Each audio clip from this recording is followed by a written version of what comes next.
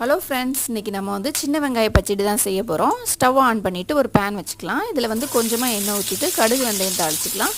கடுகும் வெந்தயம் பொரிஞ்ச உடனே ஒரு 20 சின்ன வெங்காயம் வந்து பொடியாக கட் பண்ணி வச்சுருந்தேன். ஒரு 4 பச்சை மிளகா கட் பண்ணி வச்சுருந்தேன். கொஞ்சமாக கருவேப்பிலை எடுத்துக்கிட்டேன். இது எல்லாத்தையும் இந்த பேனில் போட்டு நல்லா வதக்கிக்கலாம். வெங்காயம் பச்சை மிளகா வதங்கின பிறகு 1/4 டீஸ்பூன் மஞ்சள்தூள், 1 டீஸ்பூன் தனி மிளகாத்தூள், 1/4 டீஸ்பூன் காஷ்மீரி மிளகாத்தூள், கொஞ்சமாக பெருங்காயத்தூள் சேர்த்துக்கலாம். இது இப்போ எல்லாம் போட்டுட்டு நல்லா வதக்கிக்கலாம். இந்த மசாலாவோட பச்சை வாசனை வந்து நல்லா போகணும். மசாலாவோட பச்சை வாசனை போன பிறகு ஒரு சின்ன துண்டு புளி வந்து கரைச்சி வச்சுருந்தேன்.